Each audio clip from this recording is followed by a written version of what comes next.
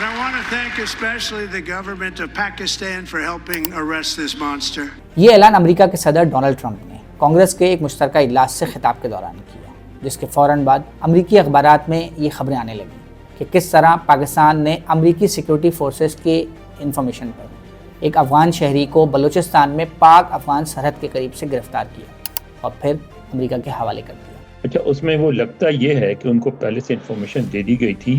کہ جیسے ہی ان کی ابھی تقریر میں انہوں نے ذکر کیا تھا اور ابھی تقریر جاری تھی، ختم نہیں ہوئی کیونکہ وہ دوسرے موضوعات کی طرف چلے گئے پاکستان کا ذکر کرنے کے بعد، اور اسی وقت سب اخباروں نے، بڑے اخباروں نے سٹوریز کر دی جس میں تفصیل دی ہوئی تھی کہ کیسا پکڑا گیا۔ تو اس کا مطلب ہے کہ انہوں نے اپنے بڑے اخبارات کو 3-4 کو پہلے سے بریف کر دیا تھا یہ ہونے والا ہے، اور وہ اپنا مٹیریل تیار کیے ہوئے بیٹھے تھے۔ دوسرا، پھر یو ایس جسٹس ڈپارٹمنٹ نے کچھ وضاحت کی، اور پاکستان کے رول پہ زیادہ وضاحت سے جو بیان آیا وہ آیا بدھ کی صبح، جن کے جو وزیر دفاع ہیں ہیکسٹ کا،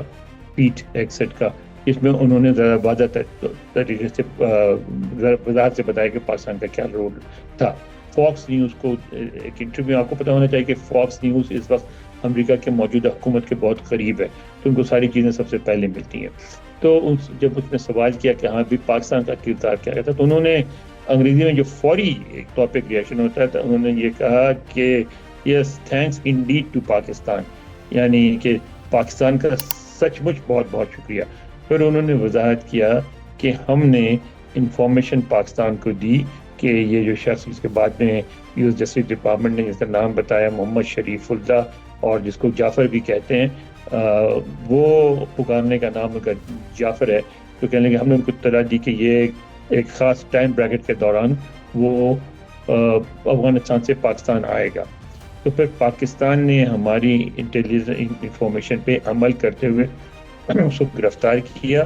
اپنی کسٹڈی میں رکھا، اور پوری جو ایکسٹریڈیشن پروسیس ہوتی، کیونکہ ایک لیگل ریکوائرمنٹ ہوتی ہے امریکہ میں، خاص طور پہ یہاں کے کورٹس میں، کسی شخص کو غیر ملکی کو جب لاتے ہیں تو جہاں اریسٹ کیا جاتا ہے اور جو حکام اریسٹ کرتے ہیں ان کی ریکوائرمنٹ ہوتی ہے کہ وہ ایکسٹریڈیشن پروسیس پورا مکمل کر کے، جس میں ایک حصہ ہوتا ہے کہ پاکستان میں کسی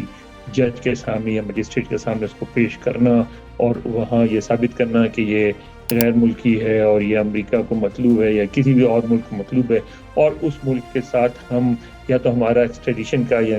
قیدیوں کے تبادلے کا سمجھوتا ہے، اگر سمجھوتا نہیں بھی ہے تو ہم تبادلہ کرتے رہتے ہیں۔ تو جب آپ کہتے ہیں تو پھر اس کو اجازت ملتی ہے، وہ پروسیس ہوا، اور اس کے بعد انہوں نے لا کے حوالے کر دیا ان کو امریکی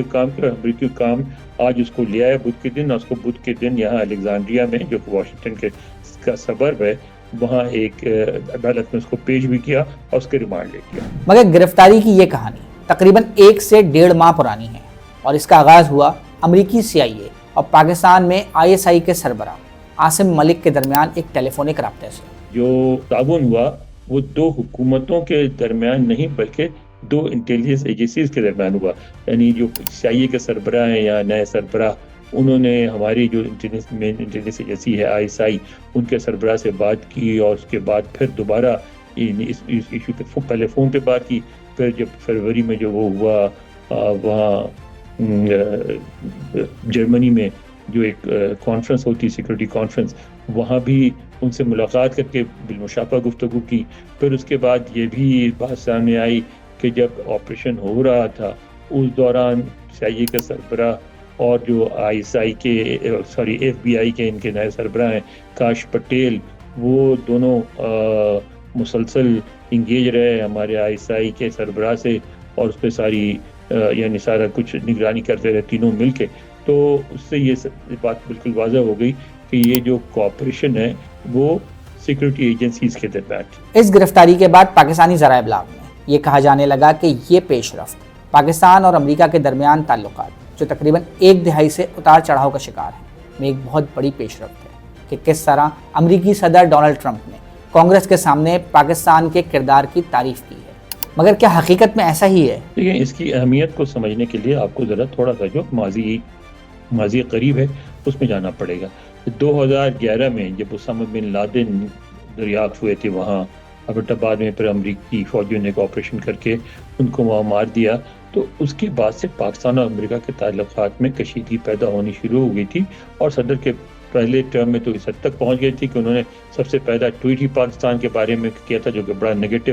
منفی ٹویٹ تھا، جس میں انہوں نے کہا تھا کہ پاکستان ہم سے امداد لیتا رہا اور ہمارے لیے کچھ نہیں کیا اس نے، اور خاص طور سے دہشت گردی کے حوالے سے ان کی گفتگو دی کہ ہماری مدد نہیں کی۔ اچھا، اس کے بعد آپ نے دیکھا کہ بائیڈن انتظامیہ کے دوران بھی جب عمران خان وزیر اعظم تھے، اس زمانے بھی پاکستان کو توقع تھی کہ بائیڈن نے سب کو فون کیا تھا ان کو فون کریں گے، لیکن انہوں نے نہیں کیا۔ پھر عمران خان چلے گئے، شہباز شریف آ گئے، اس میں بھی بالکل انہوں نے کسی قسم کا رابطہ نہیں کیا، اور اب صدر ٹرمپ بھی آنے کے بعد 2 مہینے تک انہوں نے کوئی رابطہ نہیں کیا تھا۔ تو یہ تو بالکل اس کو جو انگریزی میں ایک ٹرم ہوتی ہے آئس بریکر، یعنی جمی ہوئی برف کو پگھلانے والا کوئی قدم، جیسے کہ یہ تھوڑی سی آگ لگا دی جائے، تو یہ پہلا قدم ہے جس سے تعلقات میں امپروومنٹ آنے کی امید ہے۔ البتہ پاکستان میں اس کو بہت زیادہ بڑھا چڑھا کے پیش کیا جا رہا ہے، ایسے کہا جا رہا ہے کہ جیسے اب اس کے نتیجے میں پاکستان اور امریکہ کے تعلقات ویسے ہی ہو جائیں گے جیسے افغان جنگ کے دوران تھے یا سوویت آکوپیشن کے دوران تھے، تو ایسا کچھ نہیں ہوگا۔ اب پاکستان کے ساتھ ایک ریلیشن شپ رہے گی، اچھی کارڈیل ریلیشن شپ رہے گی، اور اس طرح کی چیزوں پہ دہشت گردی میں، انٹیلیجنس میں اور دوسری چیزوں میں وہ ایک دوسرے سے تعاون کرتے رہیں گے،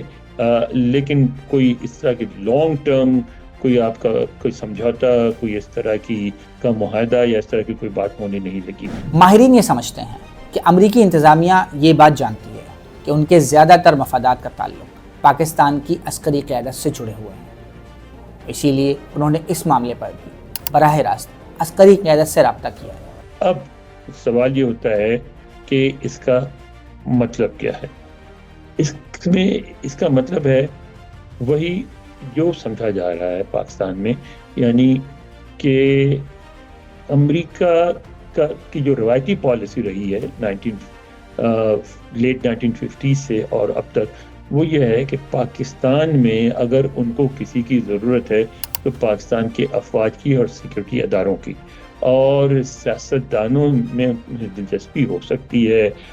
جمہوریت میں دلچسپی ہو سکتی ہے، لیکن ان کے مفادات جو ہیں ان کا زیادہ تر تعلق، ان کے مفادات زیادہ تر ایسے ہیں جو ان کو سیکورٹی ادارے اور فوج ہی وہ پورا کر سکتی ہے۔ اور امریکی اس بات کو پوری طرح سمجھتے ہیں کہ پاکستان میں اب تک کوئی ایسی سویلین